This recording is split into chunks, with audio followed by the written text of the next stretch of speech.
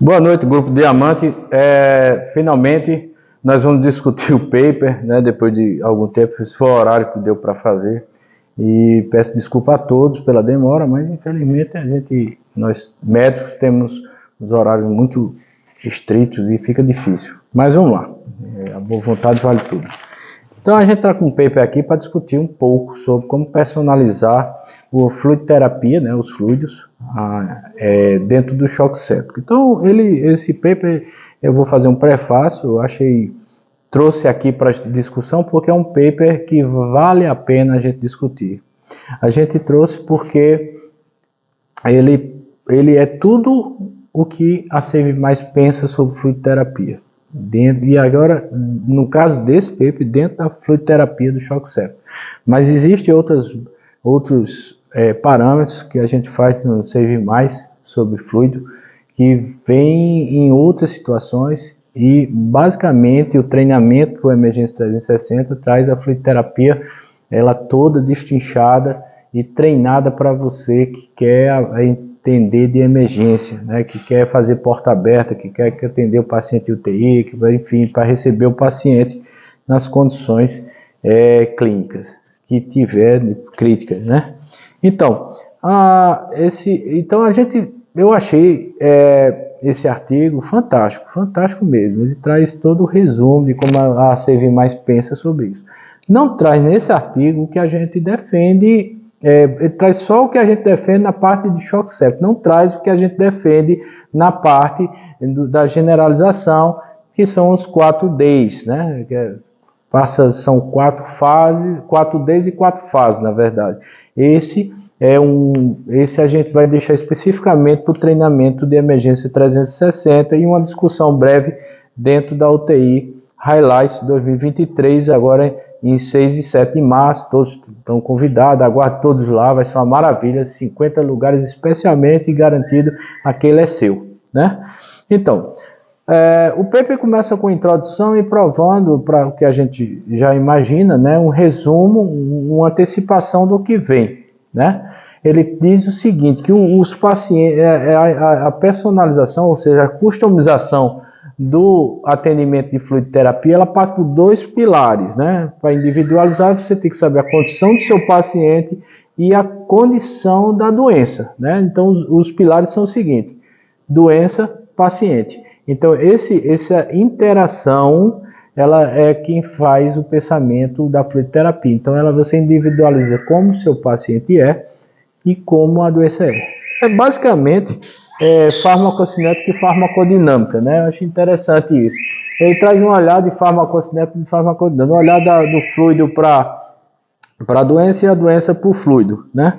Só que no caso aqui, do fluido para o paciente, paciente para o fluido, doença para o paciente, paciente, doença, certo? Então, a fluidoterapia ela não tem grandes evidências. Na verdade, a inconsistência dessas evidências são bastante, um ponto que atrapalha no raciocínio, certo? Contudo, a gente vem, durante esses anos, buscando aprimorar cada vez mais esse fármaco que a gente usa para acrescentar no paciente volume de distribuição, certo? Então, a gente não tem nenhuma consistência. Então os grandes trabalhos, né, como o Classic, como Andromeda Shock, como o Plus, enfim, todos esses trabalhos e outros mais, eles não trazem uma seleção minuciosa, por exemplo, como olhar só para o choque séptico, como olhar só para coisa, e quando ele olha só para aquilo, ele faz uma miscelânea de pacientes que deixam muitos vieses de estudo, né? E aí, o choque séptico, a gente tem que sempre avaliar o risco do tratamento, certo? Ou seja, o risco-benefício da coisa, certo? Então, não existe na fluidoterapia um modelo que cabe ali para todos os pacientes. Ele tem que ser personalizado. E essa é a intenção desse paper. E essa é a intenção também da Save Mais, mas dentro de um protocolo de como você faz a fluidoterapia individualizando para aquele paciente, certo? Então, o primeiro questionamento que ele faz no paper é como você customizar a escolha do tipo de fluido. Como é que você vai personalizar? Que tipo de fluido você vai utilizar? E vem aquela celeuma de sempre, cristalóide, colóide. E dentro desses cristalóides colóide, a gente tem poucas evidências, poucos níveis de evidência satisfatórios, né? Mas a gente tem a personalização, certo? Então, quando passa para a personalização, a gente tem, por exemplo, um paciente com hipoalbuminemia. Que fluido fazendo um paciente com hipoalbuminemia? Será que um paciente cirrótico? Será que um paciente crônico, né? Que tem uma inflamação crônica ali, que tem uma hipoalbuminemia de chegada, a gente faz que tipo de fluido para ele? Então, a ideia desse tipo de fluido é realmente fazer a albumina, ou uma albumina ali, uma albumina a 4%, que a gente chama de isocótico, né? Isooncótico.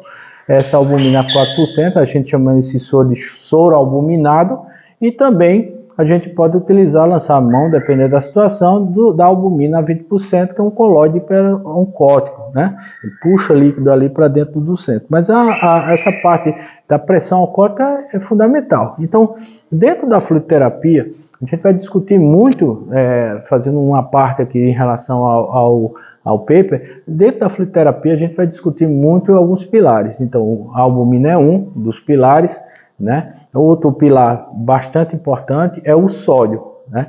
O sódio ele precisa ter sua concentração otimizada para que esse paciente não tenha sódio é igual a sódio e água. Na verdade, não deveria ser nem distúrbio do sódio, deveria ser distúrbio da água, certo? Então, na verdade, sódio e água eles têm esse entrelace e essa forma de andarem juntos, né? Então, o distúrbio do sódio é um distúrbio importante para a gente estar pensando na fluidoterapia. E aí o paper fala também em balanceados e não balanceados. Balanceado ele está se referindo ao soro fisiológico 0,9%, né? Que é um soro que a gente chama de soro fisiológico, mas ele não é tão fisiológico assim, porque ele tem 154 mEq de sódio e 154 mEq de cloro. Então, o sistema da gente tem 140, mais ou menos 5, e tem cloro ali em torno de 100, o que faz com que ele possa gerar uma hipercloremia, mas a gente vai falar nesse caso também, certo? E aí, por que o soro fisiológico? Eu preciso fazer grandes volumes para o soro fisiológico. O paper ainda fala que o soro fisiológico é a primeira escolha, certo? A gente deve usar a solução salina. Aí muita gente vai dizer, mas isso está em contra, por exemplo, alguns recentes trabalhos que mostraram que o soro balanceado ele tem uma... Cara, sempre foi desse jeito a vida, desde que eu me conheço por médico. Um ano é soro fisiológico, o outro é ringer. Um ano é soro fisiológico, o outro é ringer. A importância é o pensamento de que você vai fazer, a individualização, certo? Então, é interessante sempre que a gente tenha as concentrações de sódio iniciais desse paciente e de cloro de preferência, certo? Por quê? Se o paciente já chega com a hipercloremia, aí você não vai fazer soro fisiológico. Você já tende a fazer. Se ele chega ali com sódio 110, o cloro 110, um cloro mais avançado, você não vai fazer soro fisiológico. E a ideia é fazer realmente o balanceado. Professor, mas eu posso fazer o balanceado também? Pode, esse é outro pensamento. Então, se você tem um paciente hiponatrêmico, por exemplo, interessante é que faça soro fisiológico. Mas se você é um paciente normonatrêmico, dá para fazer o balanceado. Mas em relação ao paper, ele sugere a solução salina como primeira escolha para os bolos. E aí ele divide esses bolos de várias formas, como microfluido, minifluido, né, que está ali entre 100 e 150 ml de soro de salina, ou enfim, do cristalóide, e soluções de bolos maiores que ele não defende mais. Então, você já vê ali, faz 1000 de soro aí rápido, faz 500 de soro aí rápido, né? Isso não deve ser um exercício mais satisfatório para você fazer dentro do seu plantão. A ideia é que faça mini fluido, né? A resposta pontual para a fluidoterapia, no choque séptico principalmente, tá certo? Então, tendo a evidência de choque séptico, você avalia essas condições e ver se faz o mini fluido, que é uma estratégia segura, ok? Então, a gente sempre atualizando, porque na UTI Highlight 2022, a gente deu aula e mostrou ali, porque até aquele momento a gente tinha 250 ml em 15 minutos, o que dá uma certa aproximação de 100 ml em 10 a 15 minutos, né? 100 ml em 10 minutos. O mini fluido é 100 ml em 10 minutos, o que a gente definia no ano passado era 250 em 15 minutos, o que bate mais ou menos ainda com... Só que o tempo de avaliação passa a ser 10 minutos, não passa a ser mais 15, né? Você vê que a emergência 360, né, as 6 horas de avaliação que você tem do paciente, ela tem que ser ali passo a passo, e você tem que saber o que fazer, cada ponto de estratégico. Você precisa ter treinado para fazer isso aí, tá certo? E essa é a proposta. Então, a gente tem essa solução. Aí você diz, mas o soro fisiológico, professor, tem uma avaliação que pode levar à acidose hiperclorêmica e à lesão renal aguda, numa sequência de disfunção. O que acontece é que, por exemplo, para você fazer uma hipercloremia, precisa de muito soro fisiológico, não é pouquinho, certo? Então, o autor traz até uma avaliação de um paciente de 70 quilos, que para você baixar 10 milimol, tem que fazer 12 litros de soro fisiológico. Quer dizer, para ele chegar na hipercloremia. O que acontece? O cloro, ele tem lá 100, porque tem bicarbonato que vai chegar ao nível do sódio para fazer aquele equilíbrio de Stuart. Então, nessa parte dos 140 de sódio, o cloro está abaixo. Então, quando você vai infundir, a tendência é subir. Só que tem um detalhe ainda. Essa teoria da hipercloremia é para volumes realmente altos, certo? Realmente que sobrecarga hídrica muito alta. Por quê? Porque se você põe uma molécula de um positivo com uma molécula de um no mesmo MEC, eles não alteram a solução para uma acidose hiperclorêmica, certo? Então, basicamente, se você for pela teoria de Stuart, você está botando uma molécula de sódio e uma molécula de cloro, 154 mEq, 154 mEq, ou seja, estão 1 para 1. O que, na teoria de Stuart, você está colocando 1 em 1, o que não daria uma acidose. Você precisaria que tivesse duas moléculas do negativo para uma do positivo, por exemplo. A exemplo disso, a gente tem o cloreto de cálcio, por exemplo, e o cloreto de magnésio, que são substâncias que, se você fizer nessa proporção, você vai ter ali uma acidose hiperclorêmica. Deu para entender? Então, volumes baixos de cloreto de cálcio, cloreto de magnésio, pode gerar a acidose hiperclorêmica, a acidose de anion gap não variado, né? O anion gap normal, certo? Então, dentro disso, sempre um debate, soluções balanceadas, soluções não balanceadas, isso sempre gerou muito debate dentro da terapia, enfim, de todos os serviços, seja nefrologia, seja terapia intensiva, seja medicina de urgência, isso sempre foi um debate importante. Mas o que é que a gente entende? Você tem que saber o que é a fisiopatologia, você tem que dizer a farmacologia da medicação, ou seja, a farmacologia do soro lá, para ter um entendimento e agir de forma com bom senso, prudência e sabedoria, ok? Então, aí o autor diz o seguinte, olha, o guideline de 2021, ele traz as soluções, sugere soluções balanceadas, né? Buscando disso, trazendo à tona o estudo SMART, né? O estudo inteligente, né? Que traz... mas com a fraca recomendação, como sempre, a maior parte dos textos do Survive Sepsis tem fraca recomendação, um pouco ali, melhor recomendação para antibióticos na primeira, terceira hora, talvez até seja mudado, mas isso não é o ponto onde a gente vai chegar, certo? Então, esse estudo de marketing tem as próprias limitações, certo? A gente não vai aprofundar muito nisso, porque senão vai ficar extenso demais a aula.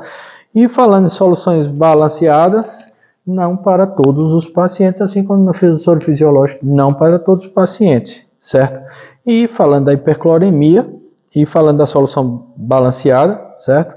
seria para aqueles pacientes que já têm um cloro alto, então você não vai usar, então a gasometria te ajuda na emergência, esse é um ponto-chave de um exame-chave da emergência 360, é a gasometria arterial, que ela traz dados ali que você vai utilizar de forma racional para todo o protocolo das 6 primeiras horas ali, que é um exame rápido, você deve beira-leite ali fazer e que te dá um bom resgate de tudo que tem que ser feito nessas 6 primeiras horas. Fantástico, um exame prático e bastante simplório de fazer e que te dá metas, estratégias, ou seja, todo planejamento terapêutico nas 6 primeiras horas tem como base o exame da gasometria, certo? Então, o soro fisiológico ele já tem uma indicação mais formal, né? A gente falou, não sei se vocês lembram do vídeo anterior, sobre a injúria traumática cerebral, né? O famoso TCE. O TCE, ou injúria traumática, ou seja, trauma em geral do sistema nervoso encefálico, ele parte da premissa que você use soro fisiológico. O soro fisiológico tem por fazer SIAD e tal, ele tem uma boa aceitação dentro dessa escola de neurointensivismo, certo? Ou se seu paciente já chega com hipocloremia. Se ele chega com hipocloremia também é um paciente. Então, um exemplo. A gente estava com um paciente hoje na UTI, paciente com cloro de 85, um sódio lá com 116. Esse paciente eu tenho que fazer soro fisiológico. Toda a estratégia foi trabalhada para ele dentro do soro fisiológico. Então, a gente fez fases diferentes, fases de bicarbonato para trazer a nora para cima, fases de gluconato, porque o paciente estava com 7,18 de cálcio, de potássio, e a gente tinha que fazer um pouco de gluconato, porque ele estava fazendo dissociação eletromecânica, né? Então a PAI estava de um jeito, a frequência estava de outro, estava provando lá uma pressão ali 70/40, a gente trazendo a nora, sempre uma nora refratária ao tratamento, entrando com vasopressina, com dobutamina, várias situações, e onde a gente chegou que quando eu saí do plantão, o paciente já estava com 100/60 de pressão, pela proposta terapêutica de resgate do cloro. Então, quanto eu precisei fazer de cloro nessas... Como foi que foi feito esse cloro? Qual foi a estratégia baseada no sódio? Que eu não... Você ter ideia, esse paciente tinha... Se eu fizesse soro fisiológico para ele, rápido, ou seja, calculando no Adroguei lá, ele estava dando 2 litros, 2 mEq por litro. Quer dizer, um paciente com 2 mEq por litro, se eu fizer 1 litro ou meio litro para esse paciente, o que é que vai acontecer com o sódio dele? Extrapola e ele pode fazer edema cerebral e ruptura lá da bainha de mielina, fazendo desmielinização contínua, desmielinização osmótica. E isso é uma sequela irreversível que deixa o paciente em coma persistente. E aí o que é que acontece? Esse paciente foi feito fases para ele e, graças a Deus, é um paciente que tem um prognóstico difícil, mas a gente mostrou didaticamente lá dentro a gente trouxe, né, na passagem de plantão, até o colega comentou, disse que a gente faz porque tem que mostrar como é que faz para que essa pressão suba. E a gente conseguiu subir, graças a Deus. Ok? Então, essas estratégias pontuais, essa individualização, bastou a gasometria para me dar isso aí. E aí a gente programou todas as fases, primeira fase, segunda, terceira e quarta fase, para que esse paciente tivesse pelo menos uma condição ali de uma estabilização dos níveis pressóricos e talvez, mas o paciente estava bem grave. Ok? Então, o paper fala também do estudo PLUS, né? E aí ele diz sobre o balanceado e não balanceado que não tem diferença significativa. Na segunda questão, ele diz, como é que nós devemos... O que eu gosto desse paper é que ele faz aqueles critérios dos 5W3H, né? 5W2H, que vai buscando responder a um questionamento, né? Isso é estratégia. Quando a gente faz estratégia, a gente faz os 5W3Hs. E aí ele traz aqui, como nós devemos personalizar o balanço de fluido de pacientes em choque séptico. Como é que você personaliza isso? né? E aí, um destaque que ele faz é que o fluido ele é prejudicial, mas os estudos que testaram restrição de fluido mostraram sem efeito de mortalidade. Então, de um lado você tem que os fluidos excessivos são prejudiciais e os fluidos restritivos, daqui para frente a gente vai falar muito em uma conduta liberal e uma conduta conservadora, ou restritiva, melhor dizer, né? Liberal e conservador. Isso não sei se vocês sabem, os americanos têm esse negócio na política, né? Liberal, conservador e tal, democrático, não sei o que e tal. Talvez ele tenha usado isso aí, mas não cabe aqui. Diz, ó, liberal, conservador ou restritivo. E ele mostrou lá que não tem, no estudo Plus, não tem muita diferença do ponto, né? Então, o que é que ele fala? Em uma mão, né? Você tem um acúmulo de fluido que é prejudicial, o balanço hídrico fica positivo, é prejudicial, e principalmente no paciente ali que está com sepsis. O que é que acontece na sepsis? Você faz fluido, a distribuição do corpo é mais ou menos a distribuição da terra, né? Você tem 2/3 de água para 1/3, né? Então, quando você tem o seu corpo, 60% é de água, o resto, 1/3, seria a parte de terra, né? A parte dos compostos orgânicos.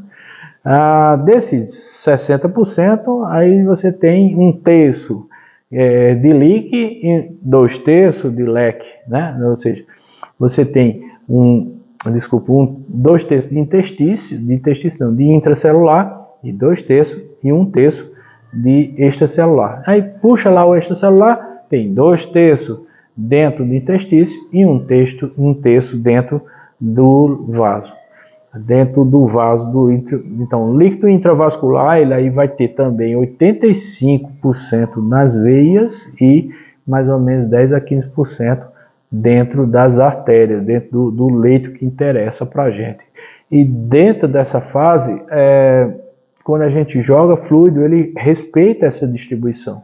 Então, se você faz 500 de lado de seu cristalóide, você vai entender que 375 vai para o interstício e 125 vai ficar ali dentro do vaso.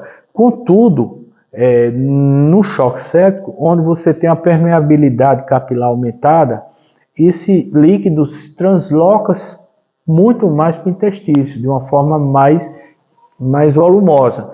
Então, cada volume que você faz tem ali maior passo para o interstício, causando edema das estruturas intersticiais. E aí você tem que respeitar os pulmões. Uma vez que você fazendo fluido, por exemplo, na SARA, né, você vai ter ali um extravasamento de água extrapulmonar muito maior. O pulmão fica pesado e vai ficar mais encharcado com isso aí. Então, um dos critérios para personalização de fluidoterapia são os pulmões. Outro é o intestino, né? Na verdade, a parte aqui, a cintura abdominal, o abdômen, quando está hipertenso, né, ele está pouco se difundindo ali, e aí o que é que acontece? Ele extravasa também, aumentando a hipertensão intraabdominal. Então, cuidado com esses dois pilares aí, esses dois pontos: pulmão encharcado, abdômen encharcado, ou seja, hipertensão intraabdominal e sim desconforto respiratório agudo. Então, dentro do choque séptico, a gente tem da sepse e do choque séptico, a gente tem um extravasamento por líquido extracelular muito maior, certo? Por outro lado, né, em outra mão, você comparando com o estudo liberal conservador ou restrito, você não teve muita diferença no tocante a sobrevida desses pacientes. Só que esses estudos são inconsistentes, tem vários viés, a gente tem que ter esse cuidado aí, certo? Mas o que mostrou é que um pouco mais restritivo, teve um pouco uma mortalidade reduzida na ventilação mecânica, no tempo de UTI e na mortalidade. Então,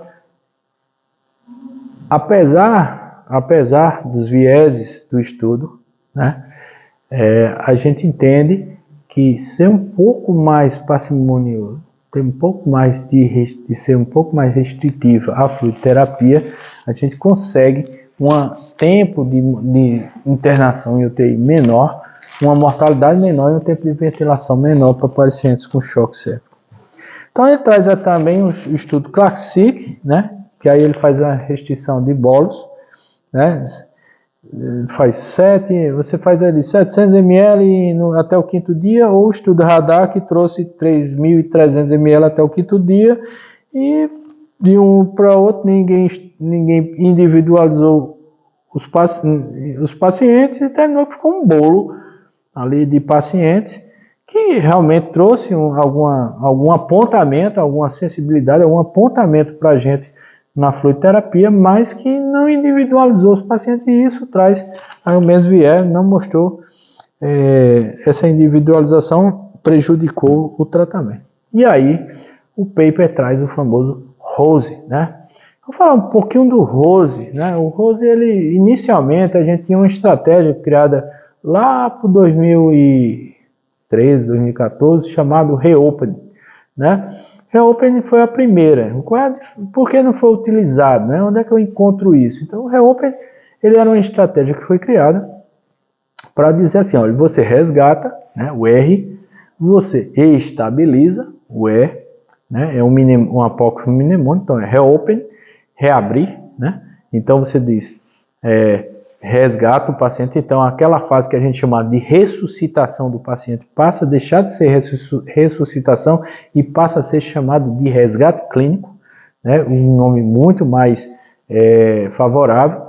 Teve a estabilização, a otimização, e o PNED seria a ressuscitação, que nesse passo passa a ser o quê? Não deixar o paciente morrer com excesso de líquido, porque aumenta a mortalidade. Então o excesso de líquido vai aumentar a mortalidade desse paciente, eu faria a restrição.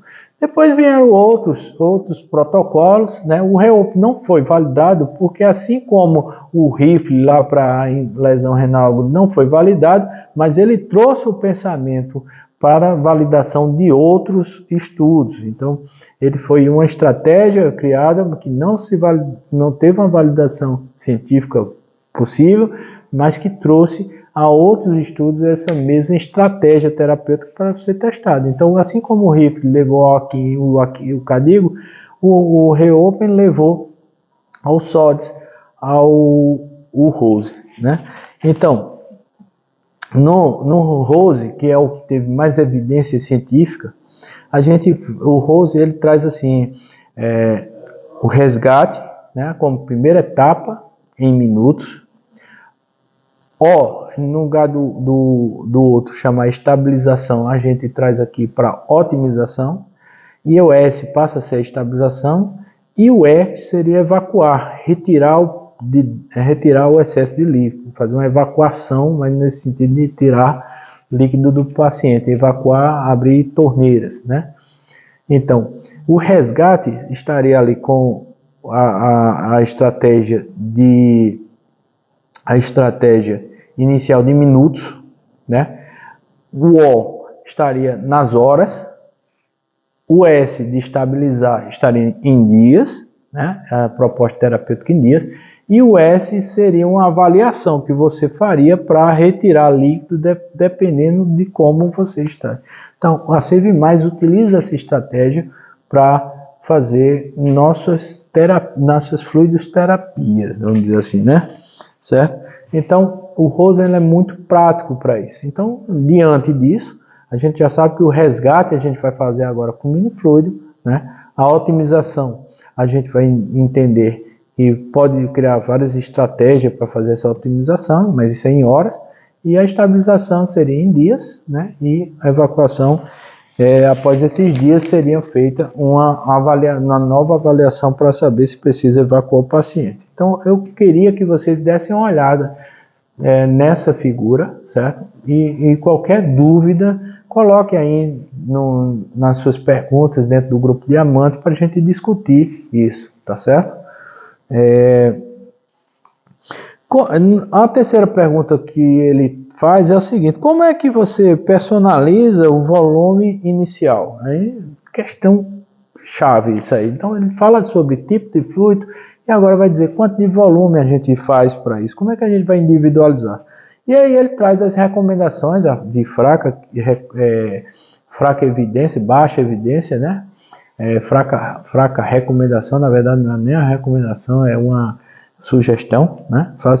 Porque é um estudo observacional, né? Que se baseia nos critérios das classes de hipovolemia, tipo 1, 2, 3, 4, e os percentuais que são perdidos nessas classes, trazendo para aqui a avaliação. Então, se você perde lá na classe 3, 4, 30 a 40%, 30 e 40% respectivamente, você nessa classe 3 e 4 você cai a pressão, e aí é onde você vai ter o choque, e isso faz com que você resgate em torno de 30% ali do peso do paciente com a estratégia de 30 ml por quilo, né? E trazendo esses 30 ml por quilo, o pensamento não é fazer isso de um volume só, e sim em frequências de 10% do peso, ou seja, 10 ml por quilo por hora, o que dá em 3 horas 30 ml por quilo. Essa recomendação, a recomendação é fraca, certo? Mas ela é baseada em um estudo observacional, mas tem realmente dentro do fórum que é feito para fazer o Survive Sepsis, a gente tem que respeitar bastante os nomes que estão ali sentados produzindo esse maravilhoso protocolo, né? Esse guia, esse guideline para a gente, porque baseado desde que ele foi criado, acho que eu acredito em 2012, a gente vem seguindo ele fiamente e vem reduzindo a mortalidade de sepsis, né? Hipovolemia, e aí ele traz, você tem que entender o que é hipovolemia relativa e absoluta, né? Então, dentro do contexto de hipovolemia, você tem a hipovolemia relativa e a hipovolemia absoluta. A hipovolemia relativa é aquilo que acontece quando você tem, por exemplo, na sepse. Você pode estar euvolêmico, de repente você tem um quadro de vasodilatação, melhor dizendo, de vasoplegia, né? Ali a liberação de óxido nítrico, arginina, tal, óxido nítrico. E aí, essa plegia faz com que essa arteríola e as vênulas, elas relaxem, aí está vazando o líquido, e como o fluxo depende do raio a quarta, faz com que o fluxo para essas áreas seja uma coisa absurda, né? A quarta potência. A bomba cardíaca não consegue manter o débito cardíaco, fica hipercinética tentando manter esse débito cardíaco, mas a taxa de volume dentro do intravascular cai muito. Isso é chamado de hipovolemia relativa, por isso que o Survive Sepsis recomenda ali os 30 ml por quilo.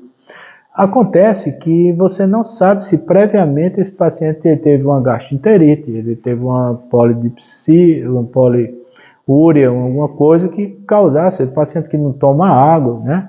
E aí idoso, mulher e tal, não toma muita água, ele é um paciente que não tem um percentual de água suficiente ali no corpo, é um paciente hipovolêmico absoluto que fez também um quadro sepsis, e aí você fica nessa celeuma, né?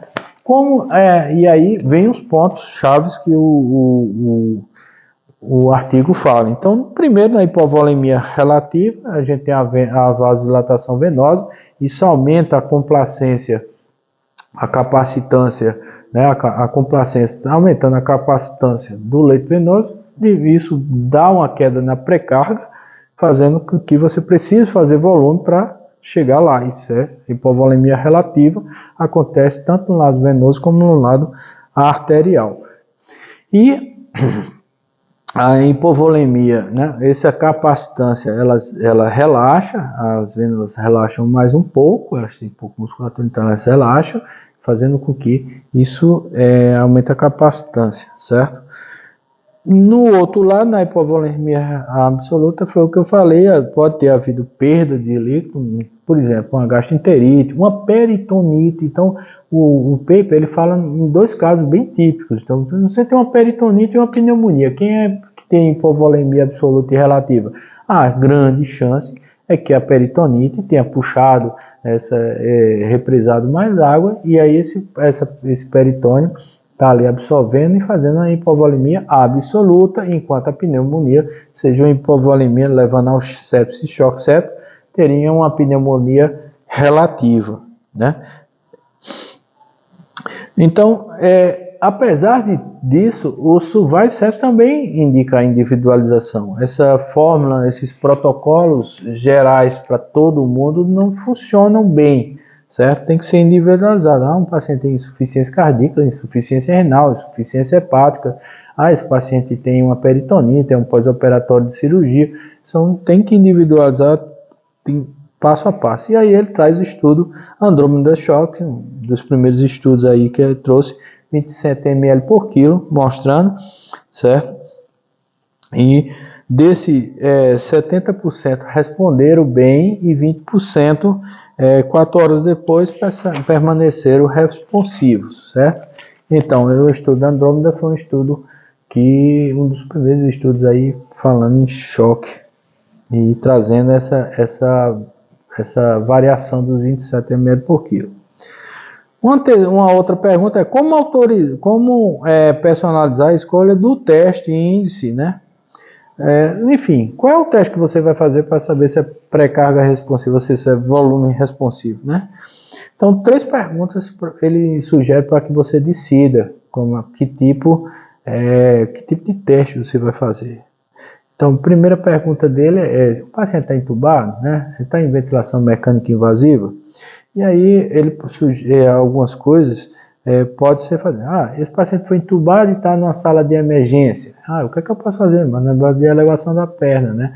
Eleva o decúbito aqui, depois baixa o decúbito. Isso vai ter uma resposta de 7 a 8 ml por quilo, né?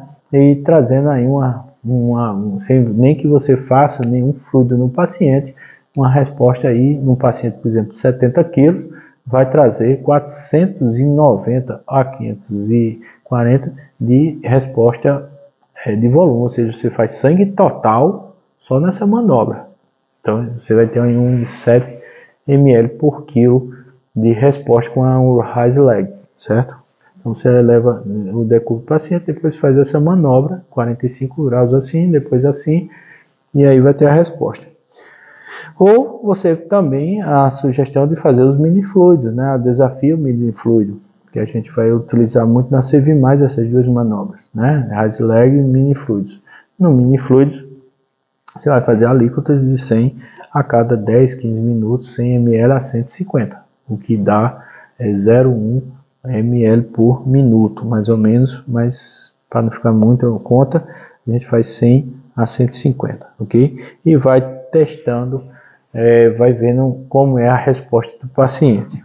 Professor, mas como é que a gente faz a resposta do paciente? No caso da emergência, sem muita estrutura, às vezes a emergência tem lá seu eco, né? O eco transtorácico, tem um ultrassom, você pode fazer VK, você pode fazer Lians Base, fazer a avaliação de água pulmonar, você dá uma olhada lá na VK, se está bem, e muito mais sinais vitais, né? Você tem um tempo de enchimento capilar, pressão, saturação, então tudo um conjunto da obra tentando ali resgatar de uma forma meia tupiniquim, mas todo serviço faz isso, não é isso? Isso é mais para paciente que não tenha ventilação mecânica, certo? Mas Rise Leg a prova de fluido. Quando o paciente está em ventilação mecânica, aí o ideal é realmente a gente dar uma olhada também com eco, muito mais com ultrassom e tal, e dar uma olhada na pressão de pulso, né? Pressão diferencial de pulso, que aí a gente avalia a pressão de pulso, a variação da pressão de pulso, que é feito com equipamento que mais tem UTI do que lá, né?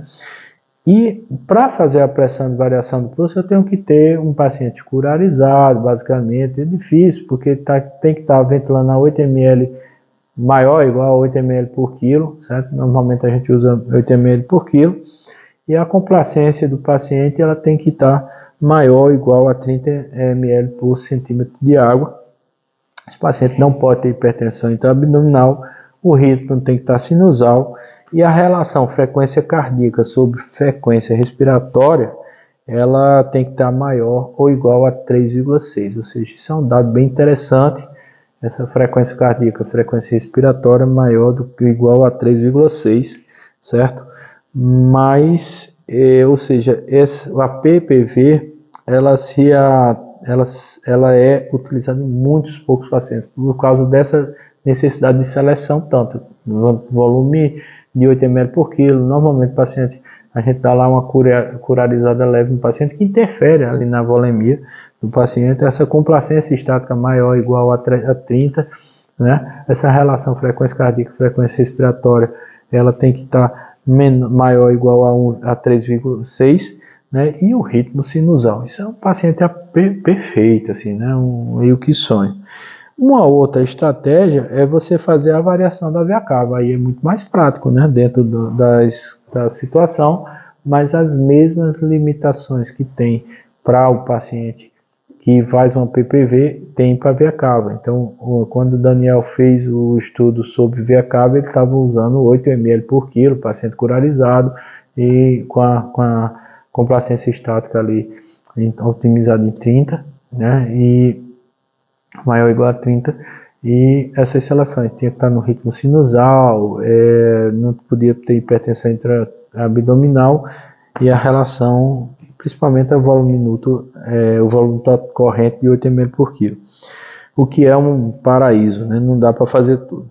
Mas tem uma estratégia que eu achei interessante que ele utiliza, que é o teste da oclusão da expiração. É você fazer uma pausa expiratória prolongada em torno de 15 segundos. Agora o paciente, para tolerar 15 segundos de apneia em PIP, né? Então você faz uma pausa expiratória em PIP e vê se ele aumenta o débito cardíaco com isso, certo? Isso significa que ele responde à pré-carga, né, ao aumento do volume, né? Isso tem uma validade porque em qualquer situação você pode utilizar, qualquer caso clínico desse paciente, você fazendo essa pausa expiratória de 15 segundos, ela vai te dar uma boa estratégia. Então preste atenção no que eu estou falando.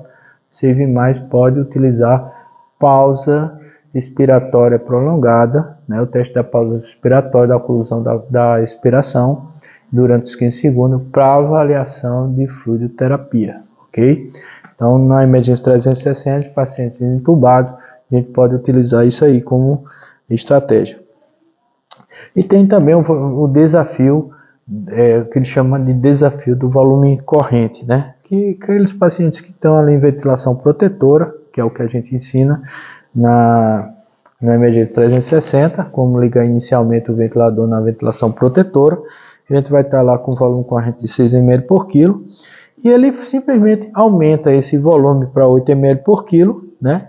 E vê essa variação. Isso dá essa variação, né? O desafio do volume corrente, chamado teste do desafio do volume corrente, sai de 6 ml por quilo para 8 e vê. Ela tem uma boa validade e é muito boa para divulgar. Então você tem dois testes terapêuticos para fazer em volume. Se o paciente tolera uma apneia ali inspiratória durante 15 segundos, mas se você está lá com volume de 6, aumenta para 8 e ele varia, vai te dar uma boa resposta. É um teste muito mais passível de ser feito, né?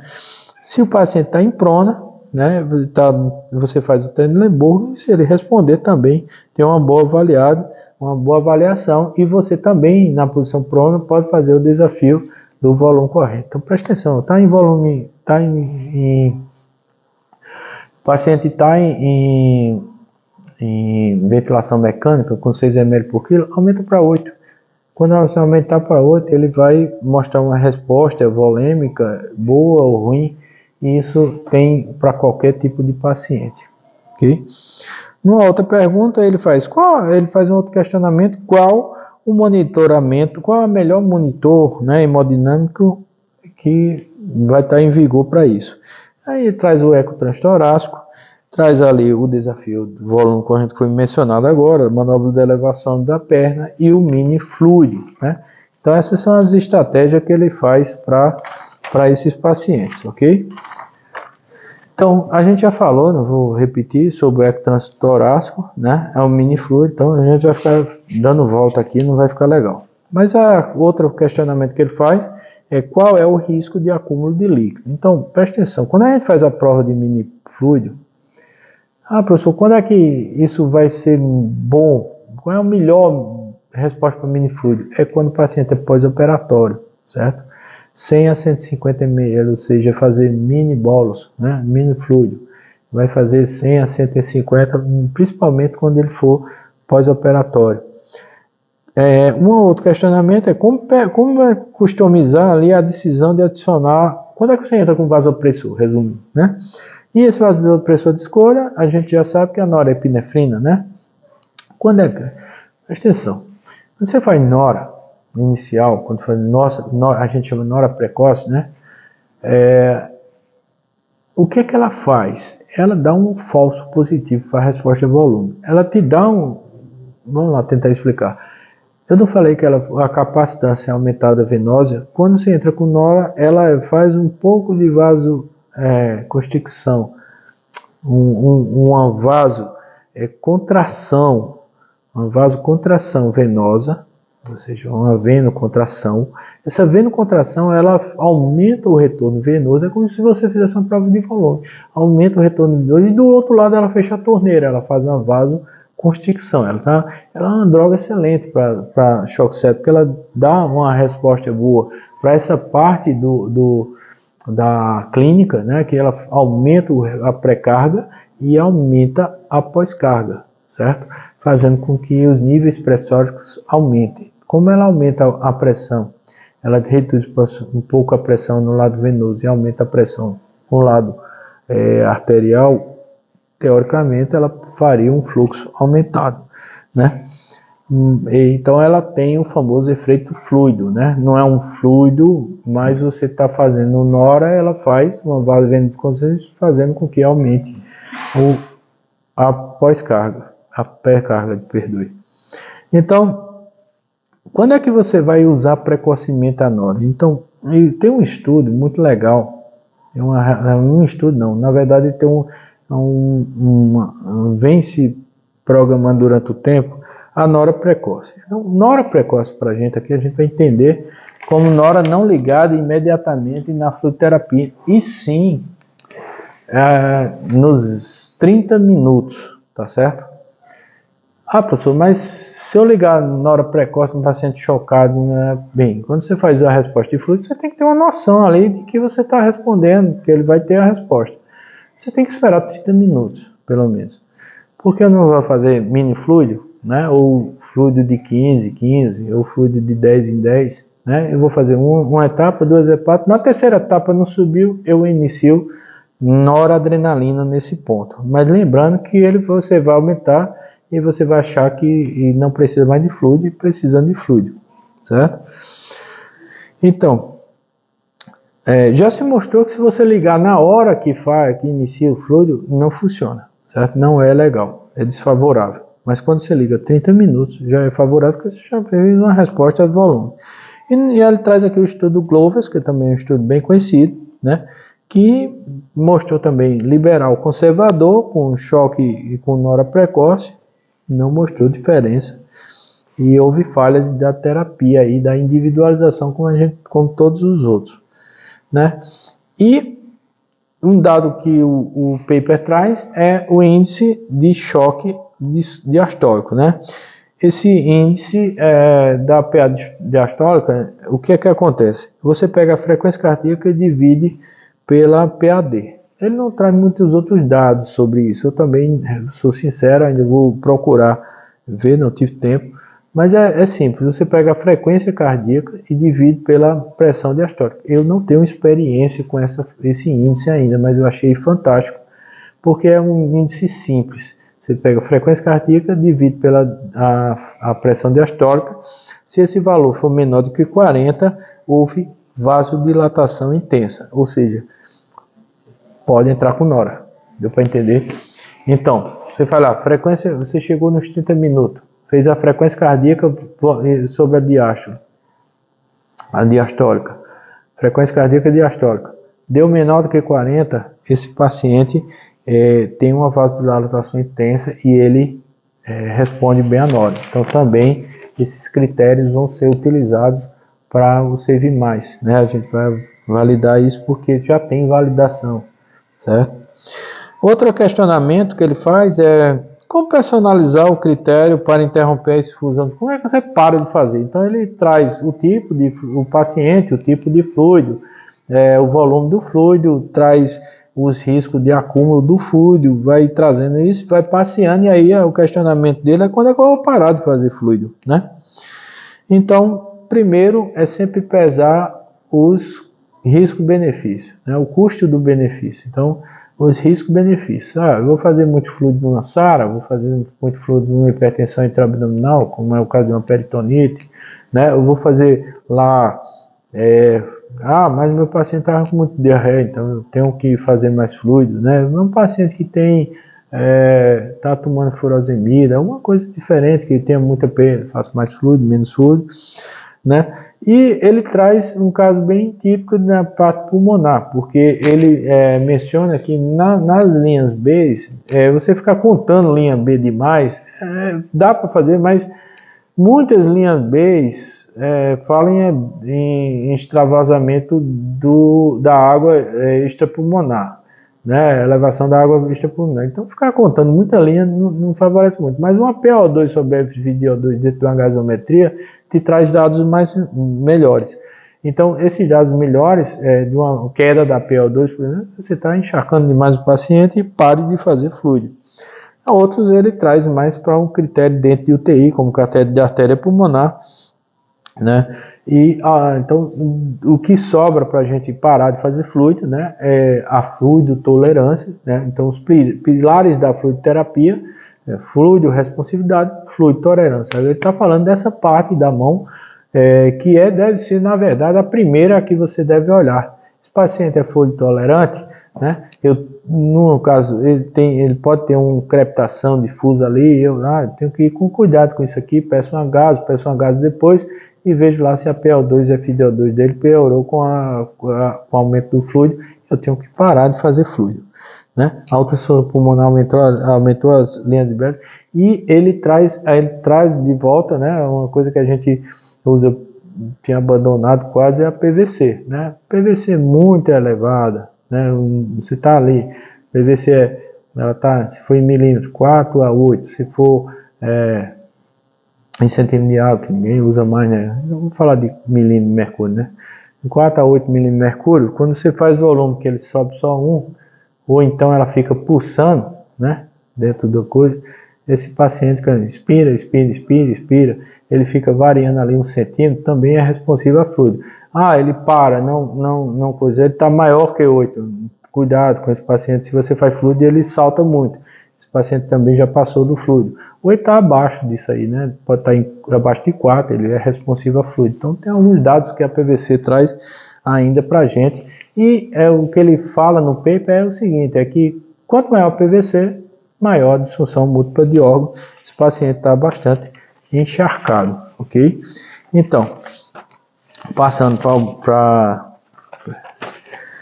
a outra pergunta, ele fala o seguinte, como é que você vai personalizar os alvos terapêuticos? Então ele diz, olha, para de fazer fluido, mas como é que você vai otimizar, como é que você vai planejar o alvo terapêutico desse paciente? Fora da UTI, a gente falou o tempo de enchimento capilar, PA, né, liveiros reticular, o Motley, né, diurese também é um dado importante. Tudo isso reflete um pouco do débito cardíaco otimizado, né? São sinais clínicos, na verdade. Então, um bom emergencista tem que saber bom de clínica. Na verdade, um bom médico tem que saber bem de clínica. Pressão de pulso, como a gente já falou, reflete muito o volume. Ele fala da plestomografia, então se você pode utilizar o oxímetro de pulso e você tem um pulso mais filiforme, o pulso aumentou, ele responde ao volume. Um dado que eu vi em algum artigo é que quando o pulso, a plestomografia do oxímetro de pulso fica com duas variáveis, né? Ele fica dessa forma, como eu estou fazendo aqui, sobe, desce e pinga, também é a resposta de volume. O pulso ele tem que ser dessa forma e não ficar dessa forma. Quando ele é dessa forma, ele também é hipovolêmico, certo? Agora depois eu vou lembrar onde é que eu vi isso, mas foi em um artigo também, certo? É o que a redução do lactato, né? Essa redução do lactato às 6 horas. Tem um artigo também que eu tenho, eu vou me lembrar, isso talvez a gente fala lá no curso UTI Highlights, e a gente tem um dado que a gente faz. Eu sei que o clearance de lactato a gente ainda utiliza muito, mas tem uma variação que a gente pode utilizar com mais precoce em 2 horas, por exemplo, lactato em 2 horas, o clearance de lactato em 2 horas, no lugar de fazer em 6, fazer só em 6 horas, né? 2 horas, 4 horas e 6 horas, fazer clearance de lactato com a resposta mais otimizada disso aí, ok? Mas o dado que ele fala melhor para você utilizar dentro do setor de porta aberta, né, do setor do Emergency Room, a sala de emergência, é que você vai fazer a PAM alvo, 65-70 mmHg, ok? Esse é o ponto chave, certo? É o objetivo da terapia com fluido.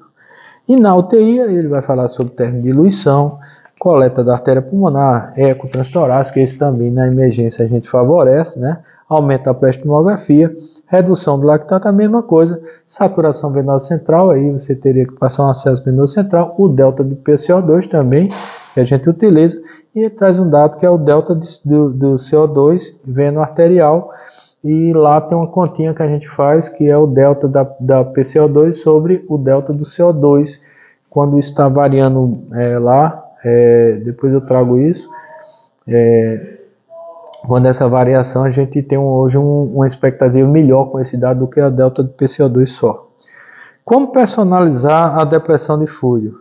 Então, é o sistema de evacuação do ROSE, né? Esses pacientes que vão fazer a evacuação, a gente tem que olhar realmente se está precisando tirar líquido ou não, né? Como é que a gente vai fazer isso? Então, avalia o paciente, está muito congesto, o paciente, edema de pele não é não é um sinal de hipervolemia no paciente, e sim congestão pulmonar, hipertensão intraabdominal, né, turgência de jugular, são alguns, depende, se o paciente também não tiver em ventilação mecânica, e depende da história do paciente. A gente está falando de urgência retrógrada, certo? Então, outro questionamento que ele faz, então ele traz o ROSE, né, como evacuação de dias e horas, e aí ele faz quais pacientes a remoção de fluido deve ser realizada. Então, a mesma questão, aí ele faz aqueles que têm maior acúmulo de líquido, já falei, hipertensão, uma PVC muito alta, congestão pulmonar, e aqueles pacientes que têm menos acúmulo de líquido, a gente tem que ter muita cautela, porque cuidado com a oligúria, anúria, né? E aí vem a ultrafiltração, a hipoalbuminemia, né? E aí você tem que fazer o fluido de resposta, aí vai ser a albumina 20%, e a síndrome de desconforto respiratório elevada, você faz PIP aumentada, pressão ajustada pela pressão intraabdominal, infusão de albumina 20%, furosemida, e aqui a gente, além da furosemida, a gente faz a espironolactona na relação 20/50, não está nesse paper, mas a gente faz isso dentro do contexto do emergência 360, a gente ensina na evacuação a fazer dessa forma. Algumas estratégias, por exemplo, o paciente está hipernatrêmico, qual é o diurético que eu uso? O paciente está normonatrêmico, e paciente que está com hipoalbuminemia, a gente utiliza furosemida com a relação espironolactona com furosemida, a relação 2/50, e assim sucessivamente a gente vai discutir no UTI Highlight, certo? E aí, sempre usar furosemida injetável, pelo amor de Deus, não vai usar em emergência, UTI oral, não dá, né? A variação de absorção é muito grande, ok? Isso tem uma excelente resposta clínica, certo? Passando aqui, quase finalizando, tornando 1 hora. Como a última questionamento, como você escolher a dose do fluido para retirar, né? Como é que você vai fazer para retirar? Então, primeira coisa, o paciente está hemodinamicamente estável, né? Se ele não está usando droga vasoativa, se ele não está, ou vem lá tirando a titulação, está usando pouca titulação de droga vasoativa, vem no desmame avançado de droga vasoativa, ou ele não está, ou ele interrompeu a droga vasoativa, esse é um paciente que dá para fazer evacuação tranquilo. Mas pacientes que estão usando a droga vasoativa, cuidado, que não, você tem que ter muita prudência, bom senso e sabedoria para fazer com que esse paciente se estabilize. Aí você vai ter que usar aqueles critérios todos que a gente falou no contexto para retirar líquido desse paciente, principalmente a congestão pulmonar. E finalmente a conclusão do artigo, ele mostra realmente que a fluidoterapia é um processo simples, né? Porém, ele tem, na verdade, uma simplicidade aparente, né? Faz lá, sorinho, faz lá, não sei o que, mas no contexto ele é bem complexo, né? E a inconsistência da eficácia da soroterapia, né? Da fluidoterapia, ela ainda é grande, né? E ela tende a muito fazer efeitos deletérios sobre o organismo. Então, cuidado com o fluido, tá certo? Pelo amor de Deus, é igual ao oxigênio que a gente vai comentar também na UTI Highlights. Para todos lá, ok? Dose certa para paciente. Dose certa, janela terapêutica correta, não mata. Janela terapêutica errada, intoxica, não é isso? Da mesma forma, soro, da mesma forma, oxigênio e os outros medicações. A fluidoterapia é uma estratégia terapêutica, é um fármaco, e a gente precisa ter essa responsabilidade de ser mais preciso, ou tentando o máximo, ser mais preciso possível, mas nada de fazer mais aquele sorão descendo rápido, ok? Depois dessa aula, todos nós aprendemos a não fazer mais sorão. Desce o sorão, nada disso mais, tá certo? E sempre os pilares da individualidade, quais são os que a gente falou no início, na introdução, a característica do paciente e a história clínica do paciente. Pessoal, espero carinhosamente por vocês no UTI Highlights, para a gente apresentar a vocês também o Emergência 360. Será que você sabe realmente atender o paciente de emergência? A gente está provocando isso, né? Tenho uma gratidão muito grande por vocês, tá aí no Grupo Diamante, certo? E que Deus abençoe vocês plenamente. Espero a gente ter atingido as metas de ter passado para você um paper tão importante, tão prático, né? Nós temos outros papers, tá certo, para discutir, mas esses papers a gente tem pouco tempo. Eu acredito que só depois dos eventos aí a gente vai discutir com mais. A gente fala dos 4 Ds e as 4 fases da fluidoterapia. Como é que você pensa? Será que você sabe? Né? Será que você entende? Vem discutir conosco, vem ser mais. Uma noite abençoada a todos.